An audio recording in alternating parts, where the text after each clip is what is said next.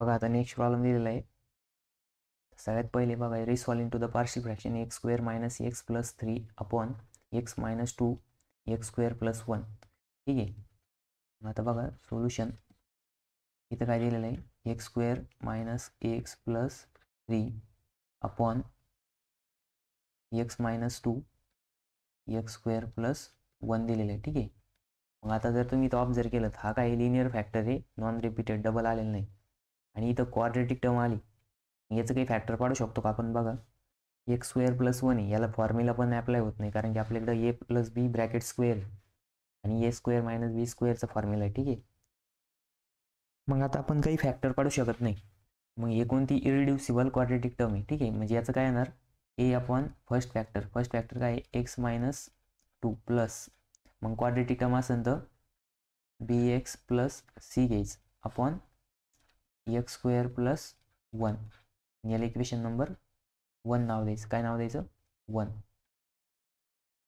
मग आता त्याच्यानंतर नेक्स्ट टर्म आहे बघा. नेक्स्ट काय करायचं, आपल्याला LCM घ्यायचं.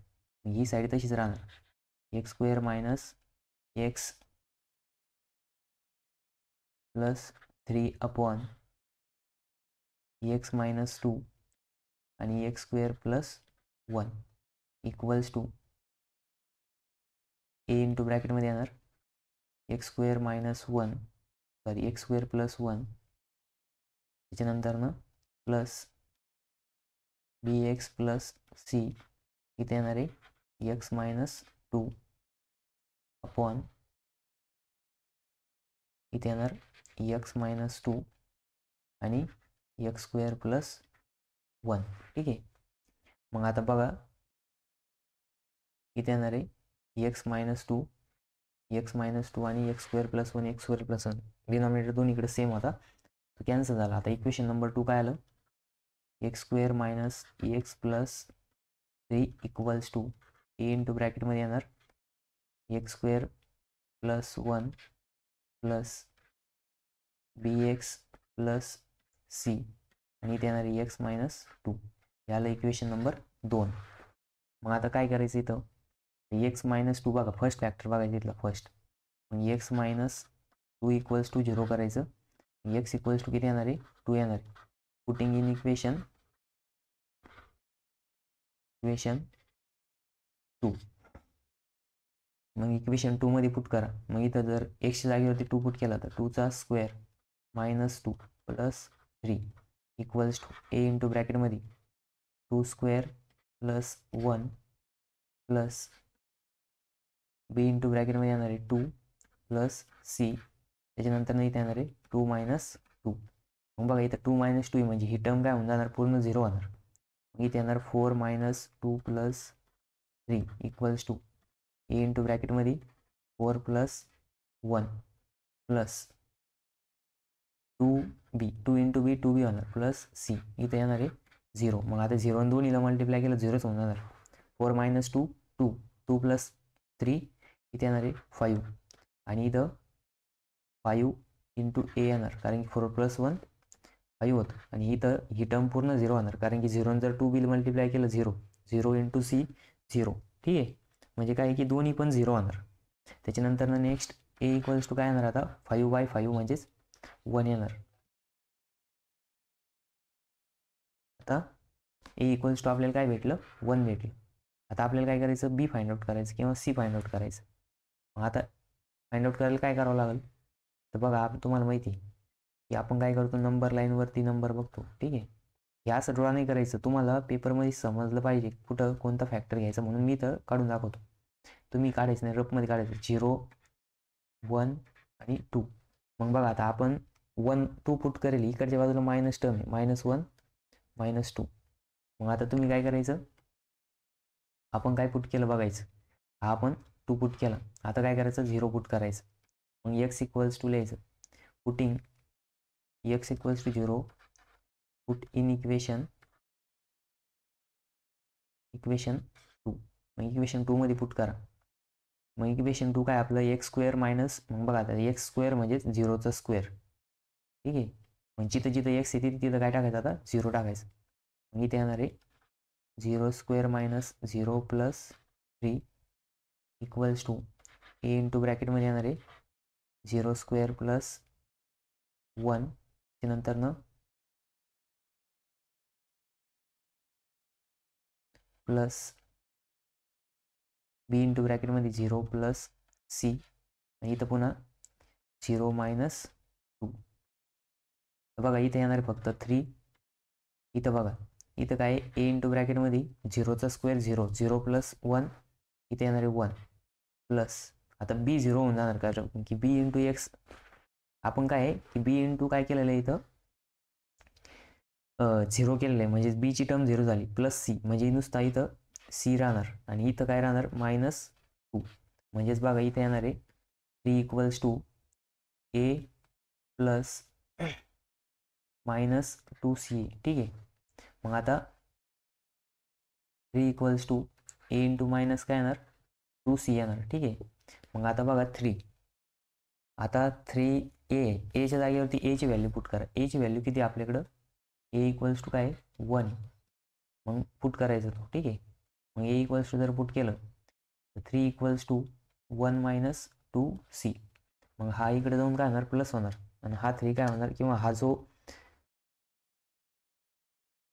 1 आहे प्लस इकडे आले काय होईल मायनस होईल 3 मायनस 1 इक्वल्स टू -2c मग 2 इक्वल्स टू -2c आणि c इक्वल्स टू काय येणार आहे आता 2/2 येणार आहे 2/2 पण ह्या 2ला मायनस साईन म्हणून c इक्वल्स टू काय येणार -1. मग बघा आता c इक्वल्स टू काय भेटलं आपल्याला -1. मग आता आपण बी फाइंड आउट करणार तर बी फाइंड आउट करायला काय करायचं बघा आपण आतापर्यंत एक्सच्या व्हॅल्यू काय काय पुट केलं बघायचं. मग आपण आता एकदा 2 पुट केला एकदा 0 पुट केला आता हा 1 पुट करू. ठीक आहे. मग इथं लिहायचं पुटिंग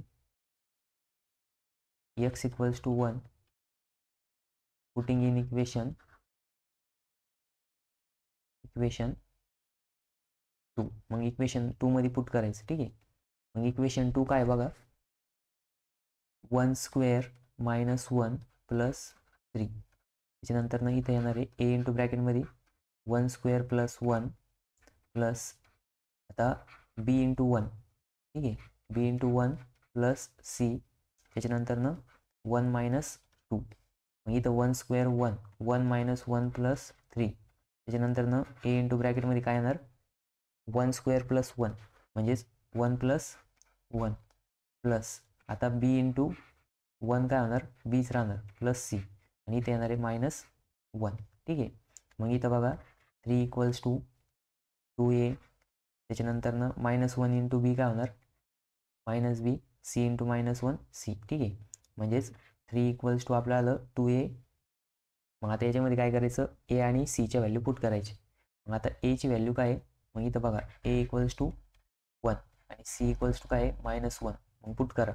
पुट केल्यावर काय होईल बघा इथे येणार 3 इक्वल्स टू 2 इंटू ब्रॅकेटमध्ये येणार 1 मायनस बी मायनस पुन्हा -1. ठीक आहे. मग इथे येणार 3 2 मायनस बी आणि मायनस मायनस प्लस. मग आता बघा हा जो आहे हा काय होणार इथं 2 + 1 3 होणार म्हणजे इकडं 3 equals to 2 + 1 3 minus B.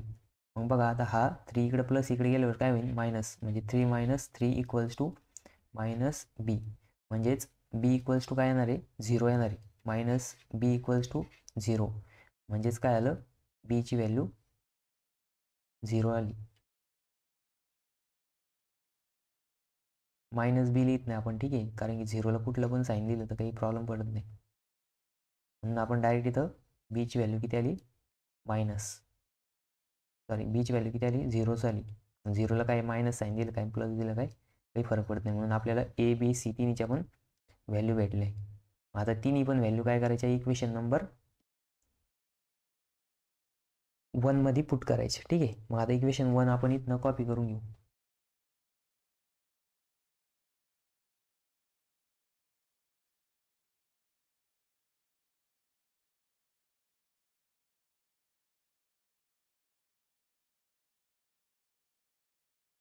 Equation 1 me copy केलंय. ठीक आहे. आणि आता एची व्हॅल्यू किती आहे 1, बीची किती आहे 0 आणि सीची किती आहे -1. ठीक आहे. मग ते आता आपण इक्वेशन 1 मध्ये पुट करणार आहे. आधी इक्वेशन 1 मी पेस्ट करून घेतो. ठीक आहे.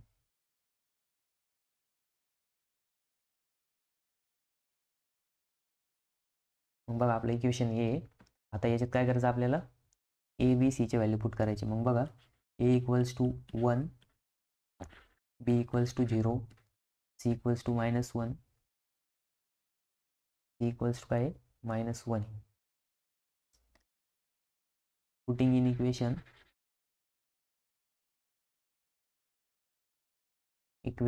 1. मग इक्वेशन 1 आपण कॉपी करून आणलंय. ठीक आहे. आता ही साईड तशीच राहणार. x² - x plus 3 upon x - 2 x² plus 1 equals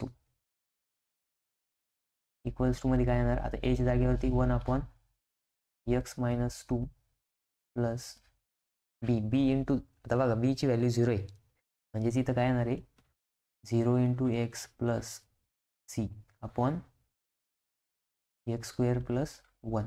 ठीक आहे. म्हणजेच फायनल आन्सर काय येणार बघा आता x² - x प्लस 3 अपॉन इथे येणार आहे x - 2 नंतर x² plus 1 equals to 1 upon x - 2 नंतर इथं येणार आहे plus c upon x² plus 1. ठीक आहे. मग इथे येणार आता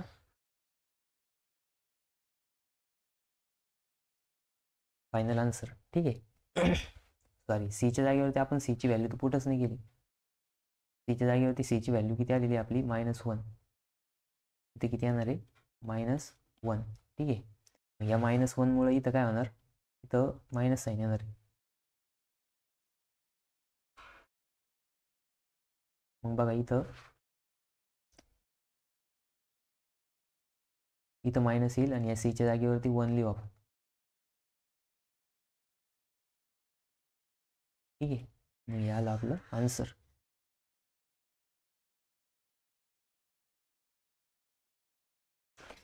बघा हा जो न्यूमरिकल होता थर्ड केसचा होता. तर इथं काय की वरती स्क्वेअरची टर्म दिली, खाली पण स्क्वेअरची टर्म दिली. हा प्रॉपर फ्रॅक्शन आहे का? प्रॉपर फ्रॅक्शन होता का? कारण की हा जर एक्सने याला मल्टिप्लाय केलं याची पॉवर किती येणार आहे 3 येणार. ठीक आहे. तर मग आपण इथं ए बी सी तिन्हीच्या पण व्हॅल्यू काढल्या आणि इक्वेशन नंबर 1 मध्ये पुट केला. ठीक आहे.